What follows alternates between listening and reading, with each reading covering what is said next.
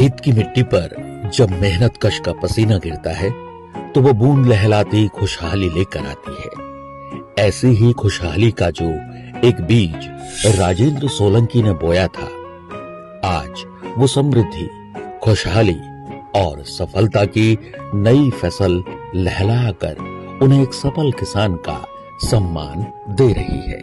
कृषि विभाग के माध्यम से जो हम खेती भी कर रहे हैं, एक उन्होंने हमें एक थोड़ा तरीका बताया है। पहले तो हम लोग अपने गाय का जो गोबर था ऐसे जंगल में डालता, लेकिन उसके माध्यम से जो हमें बर्मी बेड दिए गए विभाग की तरफ से, उस गोबर को हम उस बेडों में डालते हैं, फिर उसमें केचुए डालकर नए तरीके से वो खाद 3 महीने में तैयार होती है। उस खाद को हमने जैविक इसमें खेतों में डालते हैं।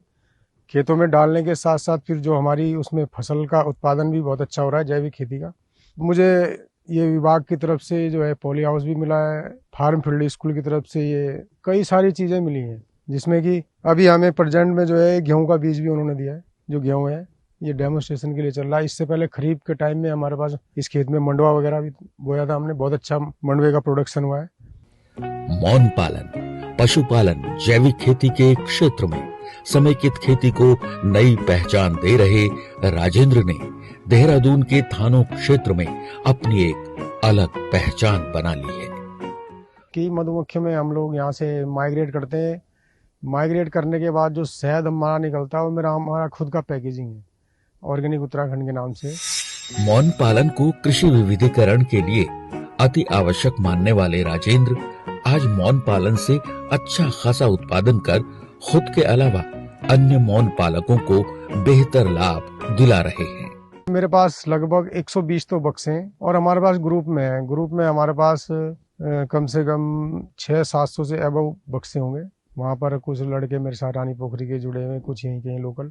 और उसमें पर बॉक्स की जो जहाँ तक इनकम की बात हुई, लगभग एक बॉक्स यदि अच्छा क्लाइमेट मौसम ने साथ दिया, क्लाइमेट के ऊपर सारा गेम है, वो लगभग 30 से 35 किलो शहद आपको देगा। राजेंद्र अपने फार्म फील्ड स्कूल के जरिए स्थानीय काश्तकार और खेती में अभिरुचि रखने वाले विद्यार्थियों, शोधार्थियों को भी खेती के अपने अभिनव और परिणामजनक अनुभवों को साझा करते हैं।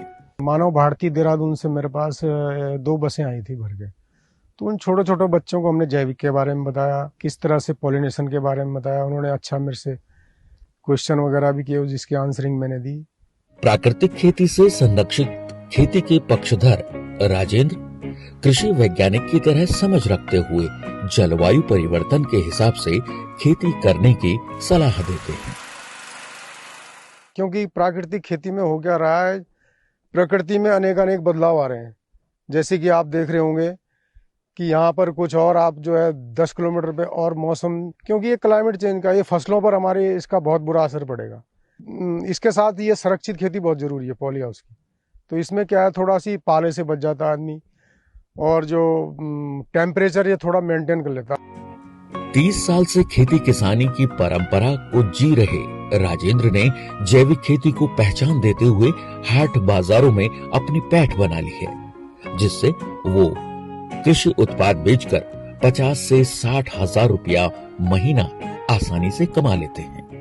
500 के 3 पॉलिश हाउस हैं, 1500 स्क्वायर मीटर, यानी कि 1.5 बीघे के आसपास।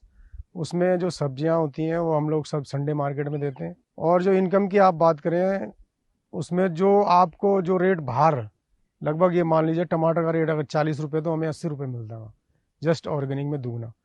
और सब्जियों का हर एक का रेट बहुत अच्छी अर्निंग होती है हमारी। लगभग जो हफ्ते की हमारी जो मार्केट 8-10 हज़ार की सेल हो जाती है, 40-50 हज़ार रुपये महीना हम कमाते हैं। उन्नत खेती और खेती में लगातार नए प्रयोग और प्रयासों के लिए उन्हें कई पुरस्कार प्राप्त हो चुके हैं। एक सफल किसान के लिए उसका सबसे बड़ा पुरस्कार उसका उत्पादन होता है।